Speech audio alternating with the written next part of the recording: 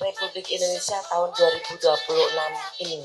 Dan tentunya saya mengucapkan selamat kepada 284 siswa, yaitu 169 putra, kemudian 115 putri yang telah lolos tahap seleksi administrasi dari jumlah pendaftarnya yaitu 348 peserta. Terkait sebanyak 285 peserta mengikuti seleksi awal calon pasukan pengibar bendera pusaka Kabupaten Kendal tahun 2026.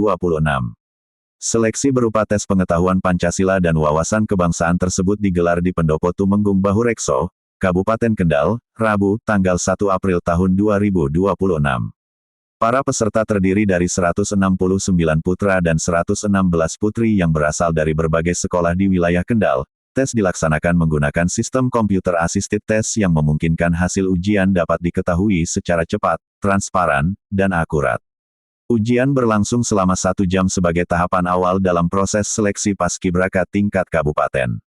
Kegiatan ini secara resmi dibuka oleh Bupati Kendal Diah Kartika Permanasari, dan dihadiri oleh jajaran Forum Koordinasi Pimpinan Daerah Kendal. Dalam sambutannya, Bupati menyampaikan harapan besar agar pada tahun ini ada perwakilan dari Kendal yang mampu menembus seleksi hingga tingkat nasional.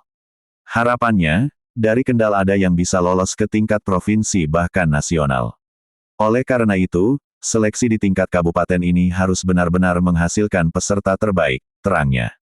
Ia menegaskan bahwa proses seleksi dilakukan secara ketat dan objektif guna menjaring calon paskibraka yang tidak hanya memiliki kemampuan akademik, tetapi juga karakter, kedisiplinan, serta jiwa nasionalisme yang kuat.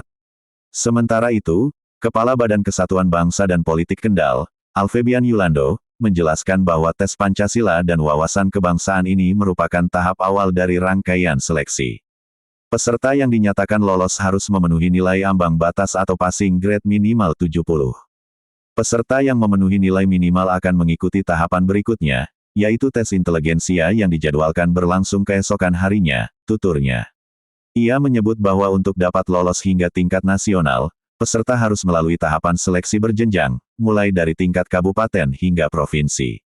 Persaingan di tingkat provinsi pun dinilai cukup ketat, dengan berbagai kriteria tambahan yang harus dipenuhi.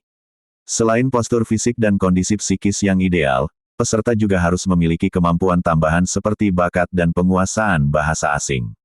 Di tingkat provinsi ada tes minat bakat serta kemampuan bahasa, seperti bahasa Inggris, Korea, dan lainnya, harapnya. Febi menambahkan bahwa kemampuan tersebut menjadi nilai tambah yang penting dalam seleksi menuju tingkat nasional, mengingat peran paskibraka tidak hanya sebagai pengibar bendera, tetapi juga sebagai duta pelajar yang mewakili daerah. Untuk tahun 2026, jumlah anggota paskibraka Kabupaten Kendal yang akan dipilih sebanyak 70 personel.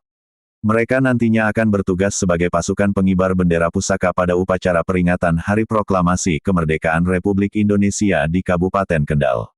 Dengan sistem seleksi yang transparan dan berjenjang, diharapkan proses penjaringan calon paskibraka tahun ini mampu menghasilkan generasi muda terbaik yang tidak hanya unggul secara fisik dan intelektual, tetapi juga memiliki semangat kebangsaan yang tinggi serta siap mengharumkan nama daerah di tingkat yang lebih tinggi, pungkasnya. Sekian dan terima kasih. Reporter Prawoto Kendal.